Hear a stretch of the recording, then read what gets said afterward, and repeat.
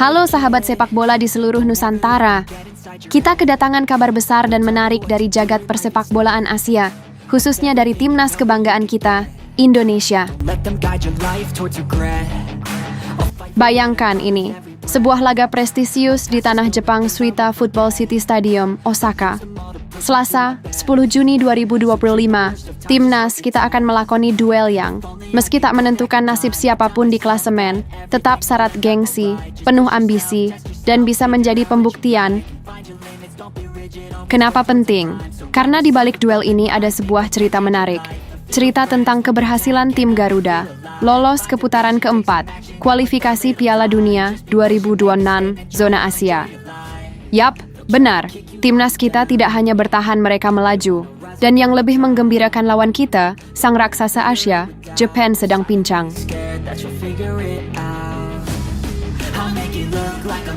Timnas Indonesia datang ke pertandingan terakhir grup C dengan kepala tegak.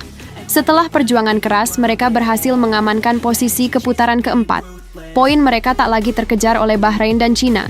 Itu artinya satu langkah lebih dekat ke Piala Dunia 2026. Di sisi lain, Jepang sudah di atas angin. Mereka adalah juara grup, tak tergoyahkan, dan otomatis lolos ke putaran final Piala Dunia. Tapi tunggu dulu, bukan berarti mereka akan tampil penuh percaya diri. Jepang sedang dilanda badai cedera. Dua pilar penting di lini pertahanan mereka dipastikan absen saat melawan timnas Indonesia. Siapa mereka? Yang pertama adalah Tsuyoshi Watanabe, bek tengah yang bermain di klub Belgia, Gent. Yang kedua, Koki Machida, bek tangguh dari Union Saint-Gilloise. Kedua pemain ini mengalami cedera dalam laga penuh tensi melawan Australia pada 5 Juni 2025 lalu di Perth Stadium. Sebuah pertandingan yang akhirnya dimenangkan Australia lewat gol telat di menit ke-90 oleh Aziz Behich. Watanabe, dengan tinggi menjulang dan kemampuan duel udara yang luar biasa, terpaksa meninggalkan lapangan di menit ke-69. Dan itu bukan cedera ringan, kawan. Ia sampai harus ditandu keluar. Sementara Machida, meskipun sempat bertahan hingga akhir babak pertama, juga mengalami benturan yang membuatnya tidak bisa melanjutkan pertandingan. Pelatih Jepang, Hajime Moriyasu, terpaksa mengganti keduanya. Apa artinya untuk timnas Indonesia? Nah, disinilah letak peluangnya. Tanpa dua bek andalan mereka, Jepang akan menurunkan barisan pertahanan alternatif. Ini bukan hanya soal statistik atau strategi. Ini soal momentum. Bayangkan saja, lini depan timnas Indonesia yang belakangan tampil agresif dengan kecepatan, kreativitas, dan daya juang akan berhadapan dengan lini pertahanan Jepang yang masih mencari ritme. Kita bicara tentang peluang emas. Bukan hanya untuk mencetak gol, tapi untuk menguji kemampuan kita menghadapi tim sekelas Jepang saat mereka tidak dalam kondisi terbaik. Walaupun hasil pertandingan ini tak mempengaruhi posisi klasemen, gengsinya tetap luar biasa. Untuk Jepang, mereka tentu tidak ingin kalah di kandang sendiri.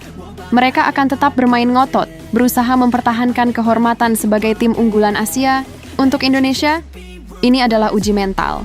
Bermain di stadion megah, dengan tekanan penonton, melawan tim besar walau pincang, tetap butuh keberanian dan disiplin tinggi.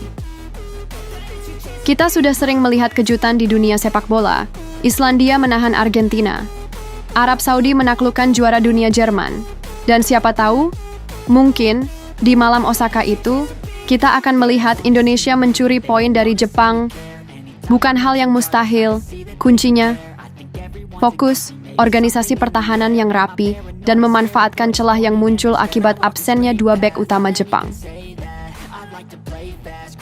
Sahabat bola dimanapun kamu berada, ini saatnya kita bersatu, memberikan dukungan penuh untuk Garuda. Tak peduli main di kandang lawan, tak peduli melawan tim unggulan. Yang penting adalah semangat, kerja keras, dan kepercayaan bahwa kita bisa bersaing di level tertinggi. Jadi, jangan lewatkan pertandingannya ya. Hari Selasa, 10 Juni 2025, langsung dari Osaka. Jepang versus Indonesia, bukan cuma pertandingan, tapi panggung bagi timnas kita untuk bersinar, dan mungkin bikin kejutan besar. Saya update status, pamit undur diri, terus semangat, terus dukung Garuda, dan ingat, kita bukan sekadar penonton, kita bagian dari perjuangan ini. Sampai jumpa di pertandingan.